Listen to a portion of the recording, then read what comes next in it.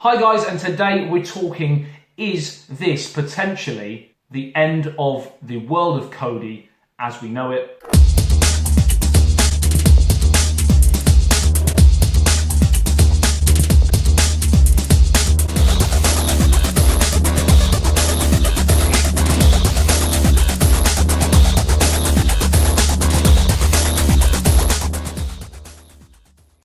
Hi guys, there's me watching, and what I'm going to do today, I'm going to talk to you about different ways of viewing media and setups of certain things on your devices which may dramatically affect the use of the app Kodi. If you do enjoy this video and find it helpful, hit the like button for me, share it with your friends and family, and of course subscribe if you're new to the channel. 5 videos a week, all dedicated to media streaming and product device and app reviews. So you guys use Kodi for many different things. You know, some of you watch live TV, some of you watch movies, some of you watch all different sorts of content on there. And today I'm going to talk to you a little bit about where I feel the state of play might go.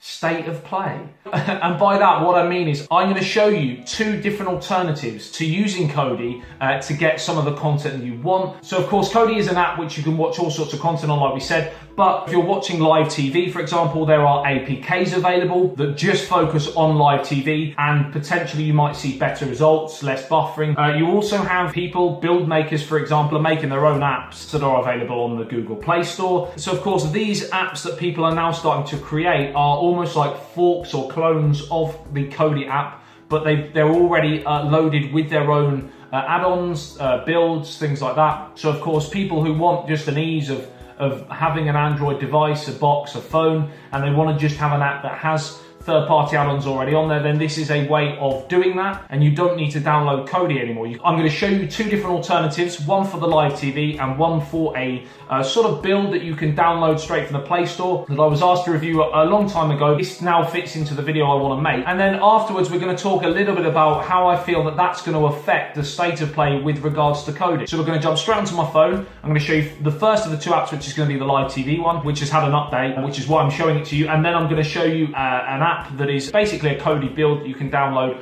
off the Google Play Store. Okay, so the first app we're going to look at is LiveNet TV. As you can see, it is has a different logo now because it has been updated. Now this is right up there with Solid Streams, CT Streams, Swift Streams, all the streams. But like I said, I tend to feel that nowadays, in terms of live TV, apps or APKs are far better than using Kodi add-ons. And remember, these are, you know, these creators of the APKs don't create the content.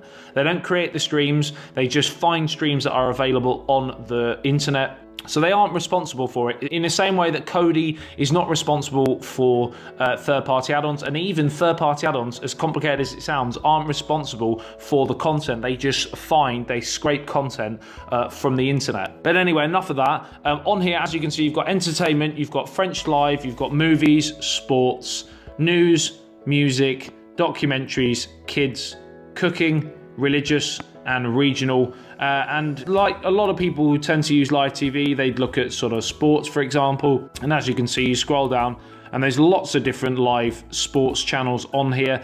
And then you simply just click on one of them and it would then give you an option of the different links available. And 9 times out of 10, at least one of these links will work. So it's a really, really good tool to use on your search of live TV available on the internet. If you hear me squirming around, I am actually lying on the floor whilst doing this video due to my back. So apologize if I sound like a seal. But yeah, so that's the case of that. If you click on the top left-hand corner, you've got all channels there. You can also, you've got your favorite section there. I'll just quickly show you how to select a favorite. So if you wanted this one, A+, to be a favorite, you'd click and hold and then add to favorite.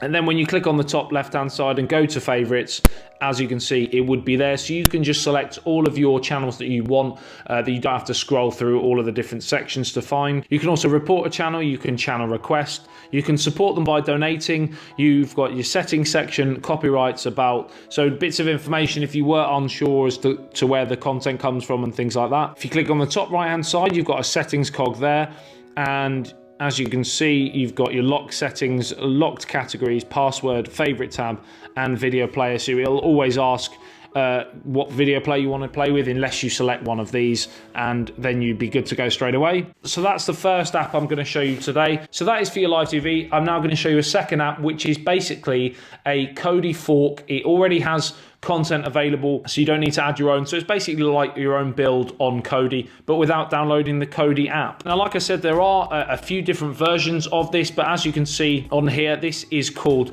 Firestream. So as you can see here, it says click to run the touchtone wizard. So we click on that, and then it loads up with the different builds that he has created on this wizard. So you've got Blackbeard, you've got Gravity, Clean 4.0, and Clean Special Edition. You've also got a Clean Latino Edition as well.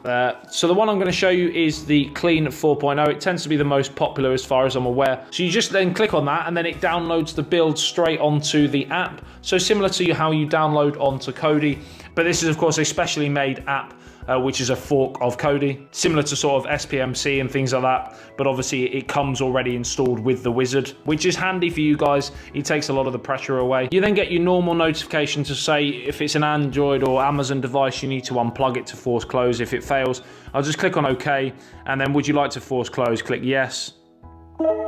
So it has errored, so I'm just going to close the app and then reopen it and see if it's worked.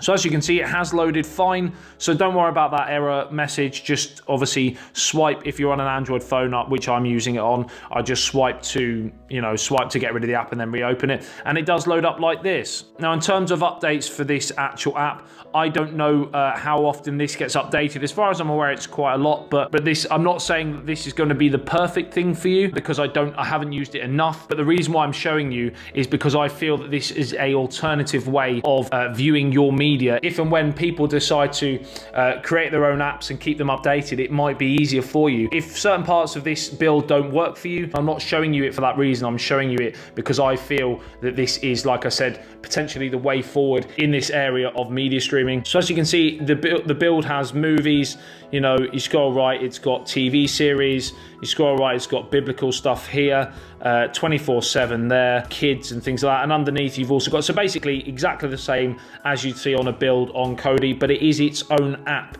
So again, without going into too much detail, I just wanted to show you that, to show you a different alternative. So if you did want to try this, it is called Firestream Media Center. So you just go onto your Google Play Store and you download it like that, as you can see, and then you just open it, and then you'd load up the build through the wizard. So very, very simple. So therefore, question of the day: how do you feel that the world of media streaming is changing? Do you feel that Kodi's time is limited? Do you feel that live TV APKs and people creating their own apps with their own builds and add-ons and things like that, do you think that's going to be the way forward, using a fork of Kodi? Let me know in the comment section below. I'd love to hear from you and have conversations with you in the section below. And I do genuinely think that this potentially might be the way forwards in terms of Kodi. Obviously, people creating their own builds on apps and things, it's very easy to do. You can just, obviously, you'll be able to search on the Google Play Store and things like that for it. So you've seen what the two apps are. Now I want us to have a little heart-to-heart. And again, I need to see a doctor.